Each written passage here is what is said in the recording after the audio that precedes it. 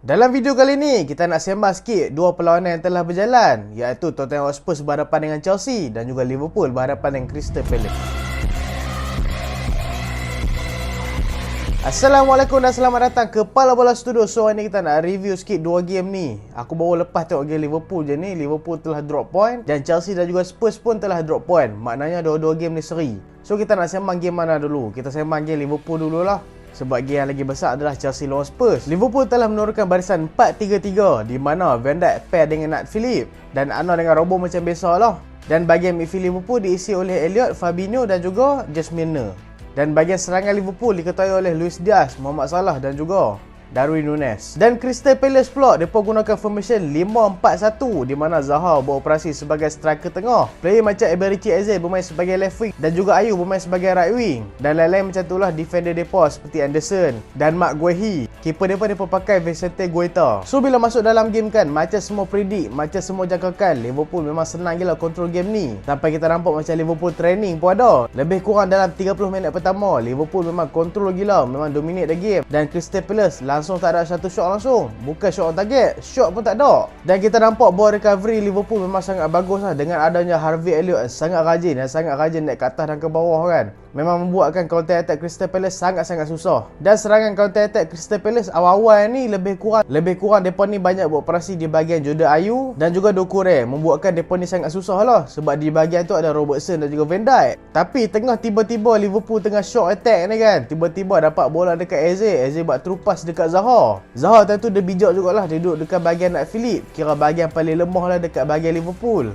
Dia duduk dekat bahagian Nat Phillips dan betul-betul duduk atas line kan, membuatkan dia ni berjaya lepas offside trap dan juga boleh skor gol pertama, yang boleh katakan mengejutkan jugalah. Sebab Crystal Palace memang tak boleh control game langsung dalam perlawanan ni. Mereka ni adalah buat counter attack tapi selalu digagalkan. Bila Crystal Palace dah leading 1-0 tu kan, aku rasa Crystal Palace, play Crystal Palace, mereka dah sedar dah di bahagian mana lubuk Liverpool. Mestilah di bahagian kanan Liverpool, dengan ada Arnold kat situ, dengan ada Nat Phillips kat situ. Bagi aku Nat Phillips dalam game ni dia okey lah, tak adalah teruk sangat, tapi boleh katakan lubuk lah kan. Sebab kalau nak compare Van Dijk dengan dia, baiklah dia lubuk kat Nat Phillips, takkan nak lubuk kat Van Dijk, memang tak lepas kan. So sejak Zaha menjadikan gol pertama dalam perlawanan Liverpool tu, Zaha ni selalu duduk di bahagian Nat Phillips. Tak kira lah Nat Phillips ni duduk belah mana, dia akan duduk dekat Nat Phillips. Dan Eberechi Eze ni akan cover belah Arnold. Hang tengoklah lepas tu Crystal Palace depa dapat ramuan tu, depa memang attack belah tu je. Dan depa gunakan play depa boleh kata totally semua untuk bertahan. Tapi dua player ni, Eberechi Eze dan juga Zaha, depa ni beroperasi kalau nak buat counter attack cepat, di mana Eze akan buat beberapa dribble sebelum buat hantaran terus kepada Zaha untuk skor gol.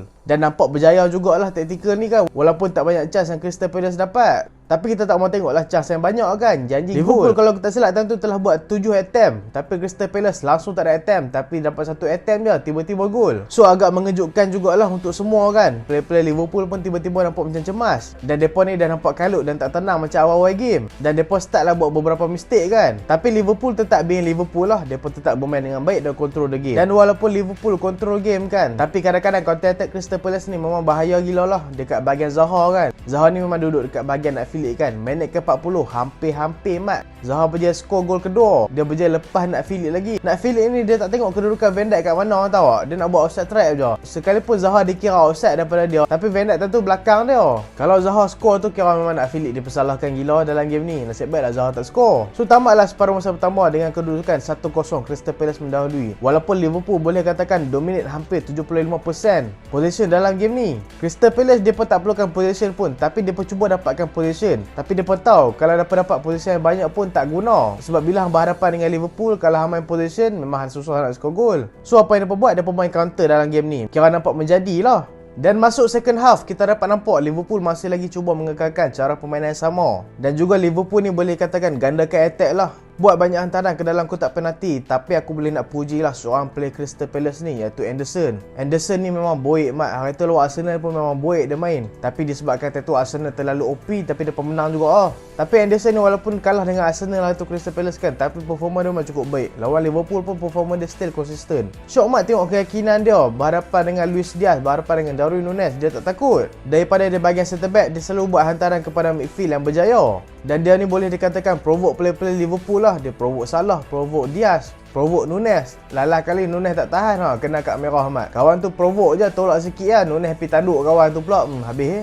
kena kad merah. Henderson yang provoke tu dapat kad kuning je mat. So bila Nunes kena kad merah ni kan satu kehilangan besar jugalah untuk Liverpool kan. Sebab mereka terpaksa bermain dengan 10 orang pemain. Dengan lagi kedudukan mereka duduk belakang pula. Susah lah dalam game ni kan. Tapi aku rasa kan ada baik juga Nunes kena kad merah mat. Sebab kita dapat nampak daripada awal lagi Luis Diaz ni macam tenggelam. Tapi sejak Darwin Nunes ni keluar kan, Luis Diaz dia nampak lagi selesa untuk pegang bola. Dia diberikan space yang lagi banyak untuk gerakkan bola. Sebab kalau tengok awal kan, Luis Diaz ni dia banyak operate di bahagian kiri. Dan bila dia operate di bahagian kiri ni, dia akan main kat kiri je. Tapi sejak Nunes dikeluarkan, Nunes ni terpaksa main ke dalam sikit. Dan benda tu memberikan function untuk dia dan juga Liverpool. Dan 4 minit lepas Nunes dikeluarkan, tengok Luis Diaz berjaya score gol. Solo dribbling yang cukup bagus macam Messi yo. Tapi memang dia buik pun mat. Dia buat dribbling tu lah kali shot memang padu mat. So result jadi 1-1. Pressure dekat Crystal Palace pula lah ni. Bila pressure dekat Crystal Palace ni depa tak kalut. Depa tak ada lah nak tukar player, nak main sidik ke, nak parking bus ke apa. Depa main macam biasa juga. Depa memang main sidik daripada awal lagi. Tapi depa tak ada lah tiba-tiba nak tukar Zaha ke, nak masukkan defender baru ke, tak ada. Depa just relax dan main macam biasa. Dan depa still main counter attack di bahagian Ribery Eze dan juga Zaha. Dan minit ke-77 hampir-hampir mat Crystal Palace dapat gol. Tapi tak salah aku tentu offside kot. Ataupun tak offside. Crossing cukup baik membuatkan Gomez terperangkap, membuatkan Zaha shoot. Tak silap aku tentu kena tiang. Kalau lah Zaha boleh skor dalam game ni kan, memang menjatuhkan moral player-player Liverpool lah. Tapi macam biasa kan, player-player Liverpool moral mereka takkan jatuh lah selagi whistle tak ditiup habis. Dan Liverpool pun buat beberapa pertukaran, mengeluarkan Harvey Elliott. Harvey Elliott ni kita boleh katakan sebagai neutral player lah. Maksudnya dia ni boleh operate sebagai defensif, dia juga boleh main sebagai attacking. Masukkan Fabio Carvalho, player yang memang fully attack, lebih kurang cara permainan macam Coutinho juga. Dan masukkan Henderson. Masukkan Henderson bagi aku adalah untuk menambahkan lagi pack di bahagian midfield. Sebab dia pun nak naikkan Arnold ke atas, dia pun nak naikkan Fabio Carvalho ke atas. Time ni memang Liverpool nak all-out attack lah. Tapi disebabkan betapa disiplinnya pertahanan Crystal Palace membuatkan Liverpool sangat susah untuk skor dalam game ni. Aku memanglah fan MU kan. Aku malah harap Liverpool drop point mat. Tapi dalam FPL aku buat salah mat. Aku buat salah, aku buat Alisson, aku buat Arnold lah wish. Frah betul lah. Bila harap mereka menang, mereka suruh block wish. Tak tahulah mat. So bila Liverpool gagal nak dapatkan gol sampai minit terakhir, hampir-hampir jugalah dapat gol daripada Salah daripada lawan kotak penalti. Dan juga Luis Diaz dan juga Fabio Carvalho hampir-hampir skor juga. Tapi lain kali keputusan seri 1-1. So apa rasa siapa man of the match dalam game ni? Kalau untuk Crystal Palace, aku rasa Anderson lah, defender Crystal Palace tu. Ataupun Ribery Eze. Zaha pun memang baik kan, tapi Eze lah yang buatkan gerakan tu. Kalau untuk Liverpool semestinya Diaz lah. Salah dalam game ni dia tenggelam sikit. Sebab dalam game ni memang dia dimark dengan cukup ketat. Dan barisan defender Crystal Palace memang buat great job gila lah untuk mark Mohamed Salah ni. Sampai 3 orang player kadang-kadang kawal dah. So dah habis sembang pasal Liverpool. Kita tengok pula game panas iaitu Spurs lawan Chelsea yang telah berlangsung 2 hari lepas. 2 hari lepas. Kira aku post hari ni kemarin lah. Kemarin lah.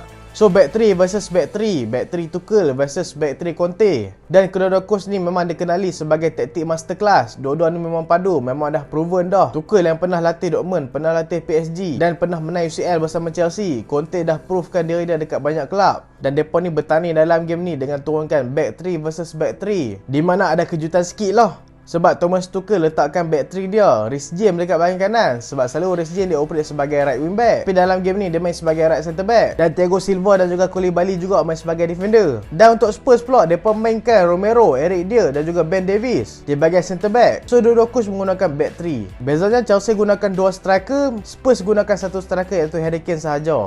Tapi Spurs mereka ada cover belakang iaitu Huminson dan juga Kulusevski. Chelsea letakkan semua midfield dekat bahagian midfield. Memang midfield lah kan.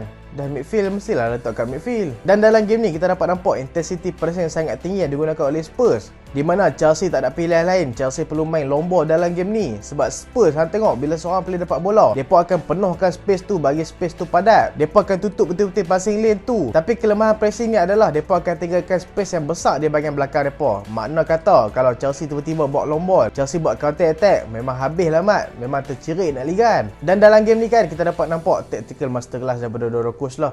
Mula-mula hang dapat nampak back 3 Chelsea ni dipress oleh front 3 Spurs Spurs iaitu Son, Kane dan juga Kulusevski. Bila nampak situasi ni, Tuchel twist sikit taktik. Dia jadikan back 3 dia kepada back 4, di mana dia tolak Reece James ke bahagian kanan. Reece James akan beroperasi sebagai right back, manakala Cucurella akan turun sebagai left back. Tapi Ruben Loftus-Cheek dalam game ni cukup bagus jugalah. Sebab Loftus-Cheek ni dia cuba mengaburi di bahagian midfield Spurs untuk memberikan space dekat Marc Cucurella. Anda dapat nampak banyak kali Marc Cucurella terlepas mat. Dia memang naik turun macam tu je. So bila Tuchel switch taktik ni kan kepada 4 defender kat belakang, ni akan membuka banyak space untuk player-player depan naik ke atas. Sebab anda dapat nampak kan bila depa pakai back 3, front 3 Spurs akan naik, midfield Spurs akan naik juga. Bermakna Spurs main highline, dan Tuchel twist taktik ni membuatkan highline Spurs tu perangkat depa sendiri. Tapi Chelsea pun banyak main highline juga dalam game ni. Kira dua-dua tim main highline lah. Dan dua-dua tim ni memang main counter attack saja dalam game ni. Dan Chelsea sayang gila dalam game ni. Depa ni walaupun banyak chance, banyak shot, tapi shot target depa sikit mat. Ni menunjukkan depa ni memang perlukan seorang finisher. Macam Aubameyang kan, kok nak main Chelsea betul. Kalau dia main dekat Chelsea memang meletup lah. Boleh pairing dengan Sterling kan. Sterling kan kadang-kadang miss chance, dapat kat Aubameyang okey lah, dia boleh finish dengan baik. Dan cara pressing Chelsea pun agak menarik juga. Dia pun gunakan 4 player. Macam kita tahu kan, player depan Chelsea mestilah akan pressing, seperti Sterling dan juga Havertz. Tapi Mount dan juga Kante ni pun depa tolong juga untuk press. Sebab Spurs masih mengekalkan back 3 depa. Bila ada 4 orang press depa, membuatkan 4 versus 3. Itulah bagi aku dalam game ni. Walaupun Conte padu juga taktik dah, tapi bagi aku dalam game ni Tuchel lebih padu dalam game ni. Dan akhirnya minit ke-19, Koulibaly berjaya menjadikan gol. Walaupun tak ada siapa marking dia, tapi kita kena bagi kredit dekat 2 orang player depan dia, 2 orang player Chelsea depan dia untuk cover dia, untuk membuat fake run ke dalam kotak penalti, membuatkan space yang besar ditinggalkan kepada Koulibaly. Dan Koulibaly berjaya finish bola tu dengan baik. Dan bila Chelsea lead 1-0, hang tengok lah, selebrasi Thomas Tuchel tu kira macam memanaskan hati jugalah. So kita masuk second half pula lah. Bila Chelsea dah leading 1-0, mereka ni masih mengekalkan cara permainan yang sama. Dan hang dapat nampak lah second half ni memang intense gila mat. Banyak berlaku fall-fall yang tak sepatutnya, dan referee pun macam take juga perangai dah. Aku tak tahulah dia pun nak push Spurs menang Liga musim ni ke pasal apa, sebab nampak macam tu lah mat. Sebab dalam game ni memang banyak kali gila fall yang dibuat oleh player-player Spurs, tapi Anthony Taylor buat relax je mat. Kadang-kadang yang patut dia bagi kad dia tak bagi. Tapi benda tu saat kita tengok gol Havertz dulu. Gol Havertz tu kira memang bagus mat. Tapi tak silap aku, sebelum berlaku gol tu ada satu fall dibuat oleh player Spurs, tapi tetap game dijalankan. Itulah membuatkan Tuchel panas juga dalam game ni. Dan celebration Conte lagilah memanaskan dia. Macam tahu kan, Conte punya celebration memang menyakitkan hati mat. Lebih kurang macam Diego Simeone jugalah dua ekor ni. Bila dah 1-1 kan, Spurs meningkatkan pressing depa untuk dapatkan gol kedua. Depa ni meningkatkan intensity pressing depa. Tapi intensity pressing depa tu lah yang memerangkap depa untuk depa ni dibolosi gol kedua Chelsea. Bila depa terlalu pressing dekat satu tempat kan, membuatkan bola mudah dihantar daripada Kante kepada Sterling. Lalah kali lopor mat dapatkan James. Dia skor macam tu je. Dan bila 2-1 tengoklah Tuchel punya celebration pun macam tak mau kalah Conte. Biasalah mat, laki ni dah besar pun macam budak-budak juga kan. So celebration memang memanaskan hati juga lah. Dia pergi lari dekat Conte punya side tau. Bila dah 2-1 tu macam Tuchel tu macam confident lah nak menang kan.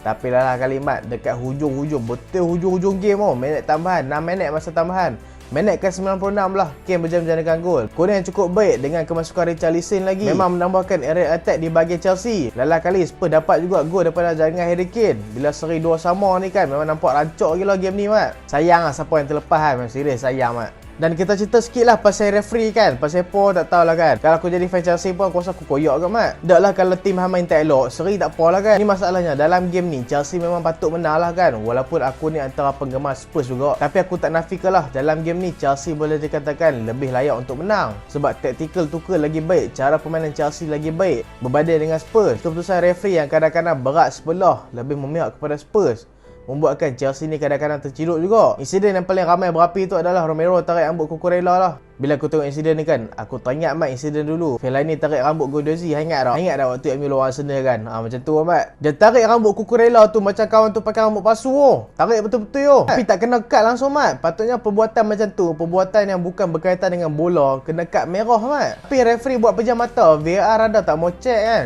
Benda tu tak payah check mat. Nampak lah rambut Cucurella tu kan, dah lah bosak. Memang patut kena cut lah mat. Tapi tak tahulah kan pasal Porres buat macam ni kan. Sampai Tuchel lepas game dia pun bagi tahu. Dia kata macam kalau lepas ni hang tak payahlah nak jadi ref bila perlawanan Chelsea lagi. Sebab bila hang tengok setiap kali Chelsea main, kalau Anthony Taylor jadi ref, memang kadang-kadang berat sebelah mat. Tak tahulah apa yang dia dengki dekat Chelsea, tak tahulah pasal apa kan. Dan insiden pergaduhan antara Conte dan Tuchel ni memang kira klasik mat. Lama kita tak tengok pergaduhan macam ni kan. Sebab sepanjang Klopp dan juga Guardiola ni mereka bersaing, mereka ni bersaing secara sihat. Maksudnya mereka ni profesional lah kan. Kita tak dapat nampak lah permusuhan macam zaman Jose Mourinho dengan Arsene Wenger, ataupun Arsene Wenger dengan Alex Ferguson kan. Tapi lah ni kita dapat nampak balik Mat, Conte dengan Tuchel. Tuchel memang tak puas hati Mat. Conte punya lah nak salah elok-elok kan. Tapi lah kali dia cekok dengan Conte Aku pun faham lah kan. Time tu Tuchel tengah panas, Conte tengah syok. Dia tak ada lah panas sangat kan. Tapi bila Tuchel start benda tu, takkan Conte nak diam Mat. Dia pun jenis gaduh juga. Lalah kali jadi huru-hara. Play Spurs dengan Chelsea elok je salam-salam kan. Depa pula gaduh. Tu pelik Tapi game Chelsea dengan Spurs ni adalah antara the best game lah dalam musim ni kan. Setakat lawan ni lah. Tak tahulah nanti MU lah Liverpool jadi the best game pula. The best game kau. Nampak macam pembantaian je nanti kan. Tapi tak tahulah, kita tengok macam mana nanti kan. So itulah review kali ni kan. Chelsea Spurs telah seri, Liverpool dengan Crystal Palace pun telah seri. Hampa rasa apa pendapat hampa untuk dua-dua game ni kan? Komen kat bawah okey. Dan terima kasih sebab tengok sampai habis. Jangan lupa like, jangan lupa share, jangan lupa subscribe. Aku Salih. Assalamualaikum. Subscribe Pala Bola News okey. Dekat link kat bawah okey. Assalamualaikum.